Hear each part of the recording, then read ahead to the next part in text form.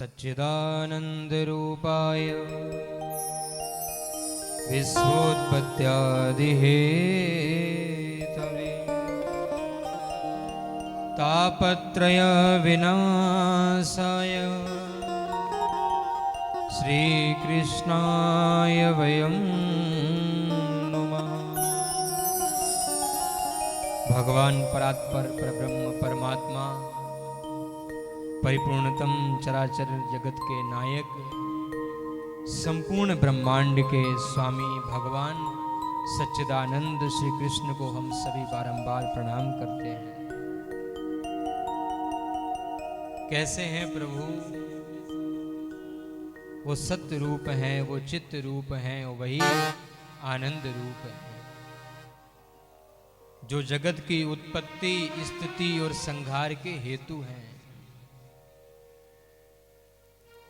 जो इस पूरे संसार में जो तीनों ताप हैं, दैहिक दैविक भौतिक तापा, राम राज काहू नहीं व्यापा। जो ये तीनों ताप हैं, इन तीनों तापों को जो हमको बचाने वाले हैं, ऐसे हैं हमारे पवित्र पावन प्रभु सच्चिदानंद प्रभु।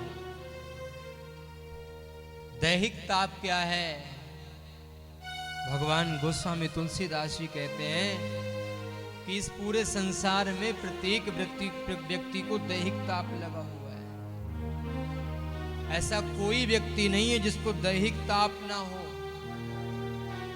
किसी को खांसी है, किसी को जुकाम है, किसी को बुखार है, किसी को पेट में दर्द है, किसी को कमर में दर्द है, किसी को पैर में दर्द है। ये दैहिक ताप है, ये प्रत्येक प्राणी को लगा हुआ है।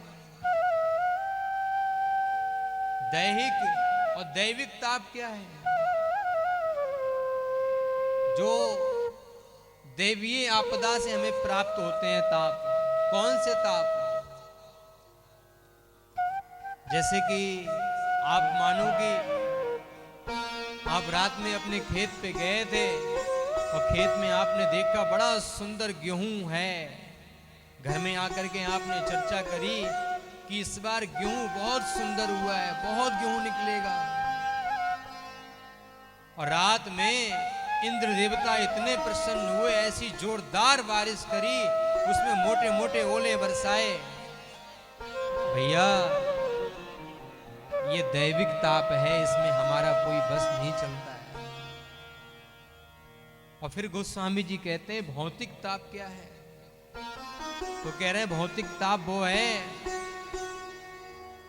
कि हम अपने किए गए काम में तो बड़े प्रसन्न हैं, लेकिन पराया अगर कोई काम कर रहा है ना, संसारिक व्यक्ति कोई काम कर रहा है, हम उसके काम से बहुत दुखी हैं। अगर किसी का लाभ हो रहा है तो हमारे पेट में बड़ा दर्द होता है, इसका ऐसा क्यों हो रहा है, हमारा क्यों नहीं हुआ। अब जैसे किसी के यहाँ शादी हुई, हमारे पास तो आ गया कार्ड, और जो हमारा पड़ोसी है वो भी उसका पहचान का है, अगर उसके यहाँ कार्ड नहीं आया ना तो पूछने जाते हैं आपके यहाँ कार्ड नहीं दिया क्या उन्होंने? हमें तो दिया है, हम तो जा रहे हैं उनके यहाँ।